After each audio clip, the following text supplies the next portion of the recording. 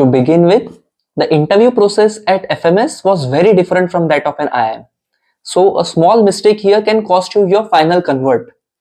Hi, I am Rishikesh Mukhedkar, currently a student at IIM Lucknow, and you are watching the Academic Voyager. So I appeared for my FMS interview last year and was able to eventually convert it. In this video, I will break down the interview structure, my personal interview experience, and what you can specifically prepare for an FMS interview. Now let's start with the structure. The FMS interview consists of three parts. One is the extempore, having a weightage of 5%. Then there is the personal interview part, having a weightage of 15%. And then the statement of purpose discussion, having a weightage of another 10%. All these three are conducted by the same panel and simultaneously. So the sequence can vary as per the panel. In my case, it was a panel of four faculty members from FMS, and the sequence was extempore, personal interview, and statement of purpose discussion. Now, for extempore, my topic is title required for leadership. This was an abstract topic, and they do give you a choice if you want to change it. However, I opted not to and was able to speak for anywhere about 1 to 1.5 minutes when they asked me to stop. This was followed by the interview. In interview, I had a work experience of about 2.5 years. So most of the questions in my interview were around my work experience only. However, there were a lot of cross questions in which they were asking me the concepts from my undergraduate degree and how I am implying them in my work experience.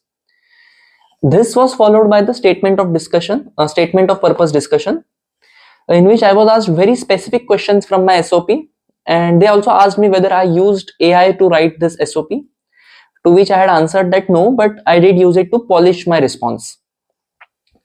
So this led to a discussion on AI and its ethical use, especially in the literary works. Based on this interview experience, what I feel is, in interview, if you have a work experience, it's well and good because most of your interview will revolve around that, but still you should prepare at least 2 academic subjects that you can connect directly with your work experience. Apart from this, if your work experience is not something that is related to your undergraduate degree, still have some story or have some connection of your undergraduate degree to your work experience. It's all about how well you are able to convey them, how well you are able to build your story. As to SOP discussion, be very thorough with what you have written in your SOP because there will be a lot of questions on that. And since this particular part of the interview consists of weightage of 10%, that is SOP discussion, it is very crucial and can make or break your case of conversion. Now, what specifically you should prepare for FMS interview is the extempore round, because the topics can get very abstract.